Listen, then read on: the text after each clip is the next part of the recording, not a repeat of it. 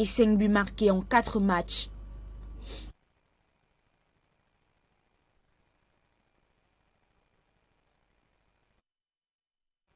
Cameroun qui récompense ses fidèles clients avec de nombreux lots. Regardons. Chez Orange.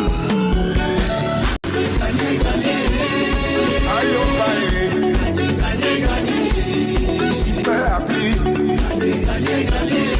All ma people, n'a qu'à tout télécharger Maxi. Ça fait ravi. Je suis très fière de Orange Cameroun. Je suis très contente parce que aujourd'hui je vais utiliser mon premier million personnel en fait. Et vous allez recevoir votre part de cadeau. La super appli.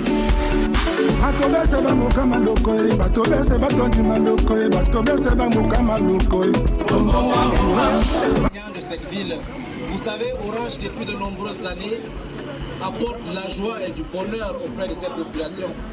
En 2022, c'était 250 millions. En 2023, nous avons poussé la barre un peu plus haute.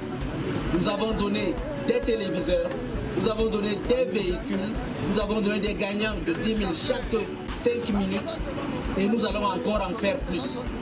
Et pour cela, il n'y a qu'un seul secret, c'est une application à télécharger, Maxi. C'est une application vraiment extrêmement contente et satisfaite.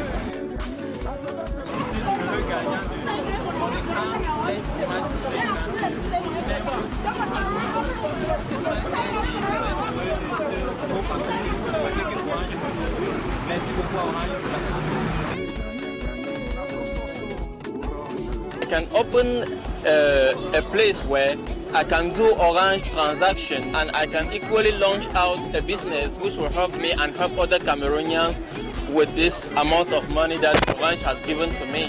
Avec les 1 million, je vais mettre ça dans mon commerce. Je suis très contente par rapport à Orange.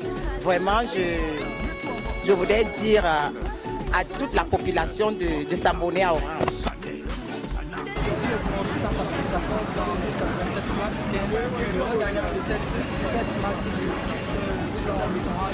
Donc, nous sommes dans cette belle ville de Bolova pour remettre les lots aux gagnants.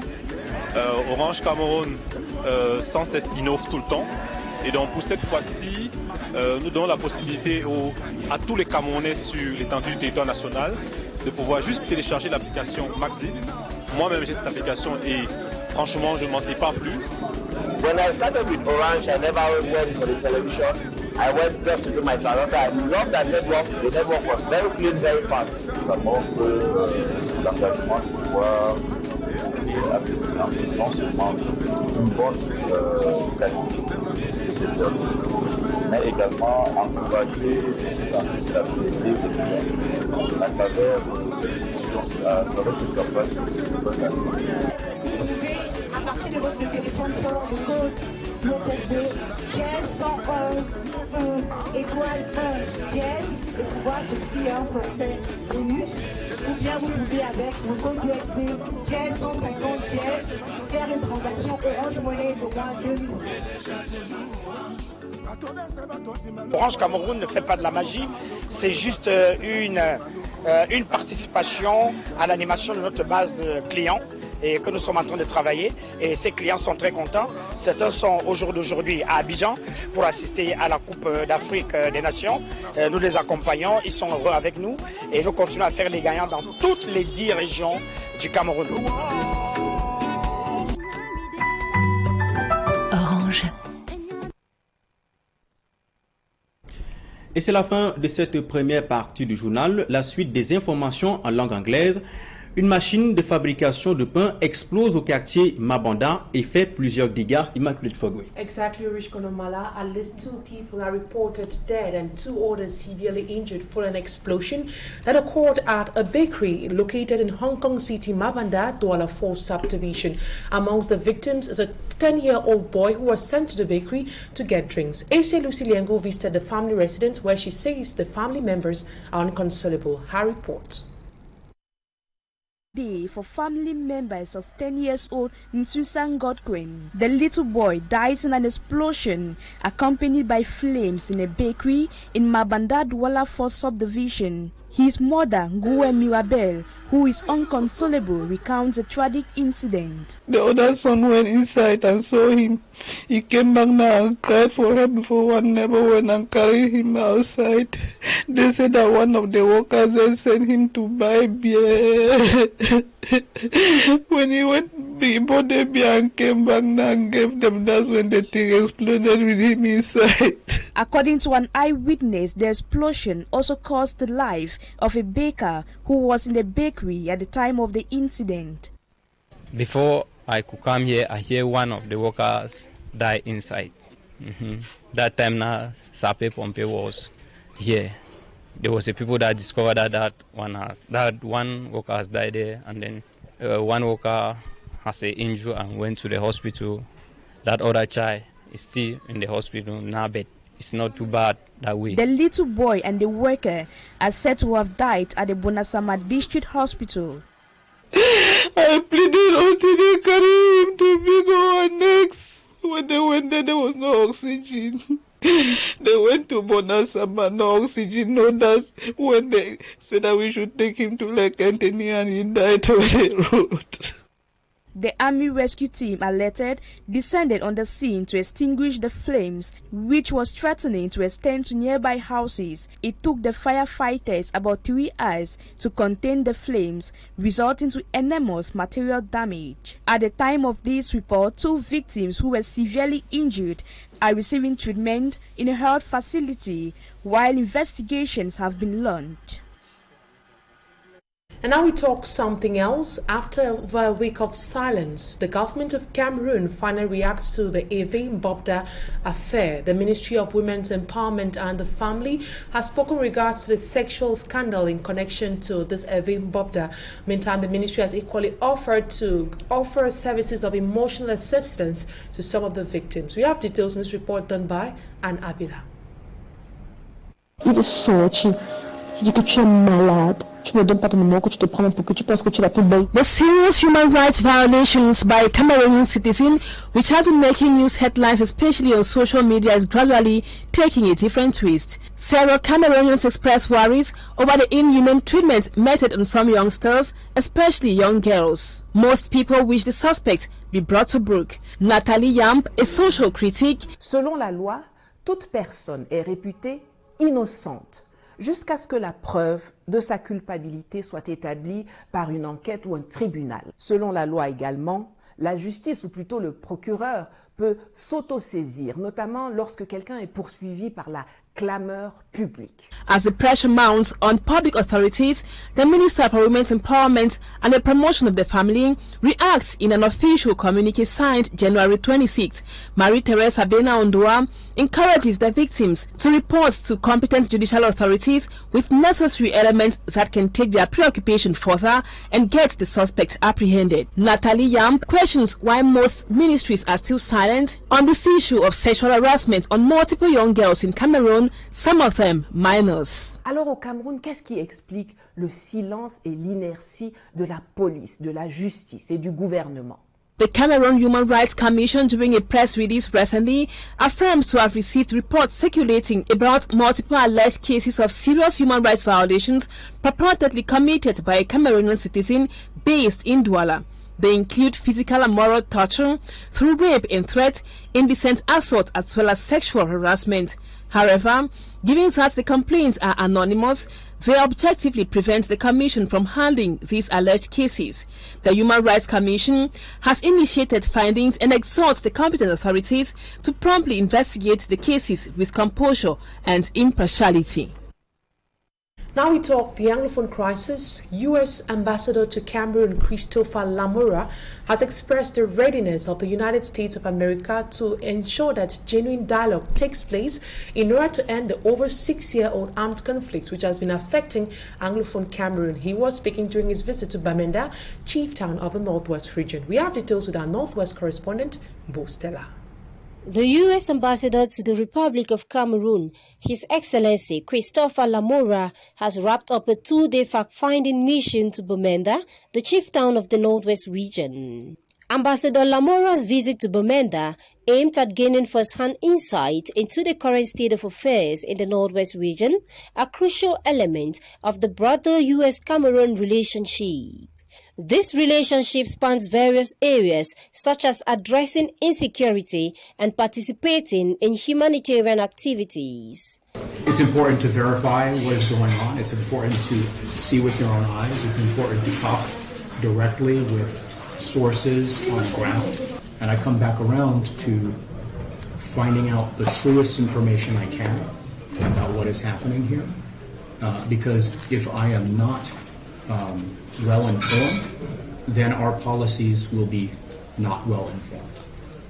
Of particular concern to the ambassador was the ongoing armed conflict in the region, which has resulted in thousands of deaths, destruction of livelihoods, and displacement of hundreds of thousands. We have engaged constantly, continuously, unwavering for years in trying to find a peaceful resolution of the crisis. So we have encouraged the government, we have encouraged everyone to continue talking. During his visit, Ambassador Lamora engaged with a diverse range of stakeholders, including media representatives, government authorities, civil society advocates, and religious leaders. The diplomat therefore underscored the commitment of the United States to actively contribute to resolving complex issues and fostering stability in Cameroon, thereby strengthening the U.S.-Cameroon relationship. From the Northwest region, we now move to the West region of the country, where administrative authorities and students of Government Bilingual High School Chicha in Mangum Village, Fumbot subdivision of the West region of Cameroon decried poor infrastructures and a lack of benches and limited classrooms, a situation which has been affecting the learning and teaching process in that part of the country. We have details with Mala Glory. 2 classrooms separated by an artificial wall of poly bags, broken benches in limited classrooms, and a poor school structure with dilapidated walls. This is the face of Government Bilingual High School in Chicha in Fumbot subdivision, West region. A major preoccupation is a lack of infrastructure. The school can only boast of 5 classrooms and 2 apartments. Studying in a dusty classroom, students complain they are exposed to numerous airborne diseases. I wish the government can help because some walls are at the verge of collapsing while we study in very dusty classroom, which can affect our health. According to the school principal, students cover long distance to other establishments to take part in their end-of-year exams. They therefore plead with the government authorities to create an examination center in Government Bilingual High School in Chicha, which will reduce the psychological and physical stress of the kids in the area. I wish that an examination center be created here for the students of Chicha. I know this entails better infrastructures and more equipment. In an effort to assist the students, an elite of the village offered some benches to the school, an act which, according to the principal, should be an example for others to follow in order to improve on the development of the village. And now out of our borders, the West African nations of Niger, Mali and Burkina Faso announced on Sunday that they are leaving the regional bloc ECOWAS. The decision is contained in a joint statement issued by the military leaders of the 3 Sahel nations, and the Economic Community of West African States has been pressing for them to return to democratic rule. Babila Jonathan tells us more. 3 West African nations defying pressure from the regional bloc ECOWAS to restore constitutional rule after military takeover. The row between Mali, Niger and Burkina Faso on one side and the Economic Community of West African States ECOWAS on the other side takes another twist The military leaders taking their respective countries out of ECOWAS. In a joint statement, the three nations said ECOWAS had drifted from the ideas of its founding fathers and the spirit of Pan-Africanism. You cannot be in something for 40 years and you see that you're losing and people are taking advantage of you and you just stay there because your forefathers signed. It doesn't work like that. The pulling out from ECOWAS by Mali, Burkina Faso, and by Niger is, I think, is an alarm that has been sounded. The bloc is also accused of failing to assist the Sahel nations in their fight against insecurity, terrorism, and foreign interference. What these people are saying is that you've been sucking us down to the bone and then you use terrorism as a tool to keep manipulating us. ECOWAS has a lot of work to do in order to restructure, redynamize its operation, and permits Africans to run their affairs. The decision of Mali, Niger, and Burkina Faso is seen as a blow to the bloc and regional integration. Of course, it will be weakened, and they call for it. If you want your organization to be strong, do things in a win-win manner. If you are doing it in a win-loss manner, of course, you're weakening yourself. And so when one pulls out, that is an open door for others to pull out. And so if at the moment, those who are in the other members do not look into issues, then there will be a greater problem. ECOWAS has imposed a series of economic, political, and financial sanctions on the three in a bid to compel them to return to constitutional order, but that has rather hardened their position. The military leaders qualify the sanctions as illegal. And now we take the sports element, as Cameroonians have expressed worries over the poor performance of the Lions in the ongoing Africa Cup of Nations, which is taking place in Cote d'Ivoire. Our reporter Annabella spoke to some sports analysts and also some sports lovers, and they tell us how the performance of the Lions looked like in this competition. Her report. Elimination of the indomitable Lions of Cameroon from the ongoing AFCON competition in Cote d'Ivoire has left most Cameroonians and football lovers disappointed. Le nombre de buts encaissés par le Cameroun, ça fait quand même 8 buts encaissés en 4 matchs, ça fait beaucoup. Je pense que le problème a été lié, ou du moins est lié au fait qu'on a eu des gros soucis au niveau de l'animation défensive, vous savez. The national team crashed out of the competition with a single win, a draw and a defeat in just 3 matches. Sports analysts say there exist several technical lapses within the national team. On peut réfléchir sur l'avenir de l'encadrement technique, mais le problème est beaucoup plus profond. L'encadrement technique à lui seul ne devrait pas payer le prix. Besides, the players themselves seem less prepared for the football jamboree in Cote d'Ivoire this year. Other football lovers said the early elimination of the Lions was inevitable considering the recent in-house disagreements within the Football Federation. To be honest with you, I didn't see any seriousness, and this goes to confirm what my client, Njalakwan Jr., told the public. You see, he denounced certain practices and drew the attention to the public and the authorities that if things are not properly put in place in FECAFOOT and the national team, because the national team is just an arm of the FECAFOOT. You see, so if they are not careful, we're not going to have any good results. And it came out just as he predicted. Cameroonians expected more than what the current national team could deliver during the AFCON. They are wishing they could again live the glorious days of the indomitable Lions, that national team with 5 trophies in their honor.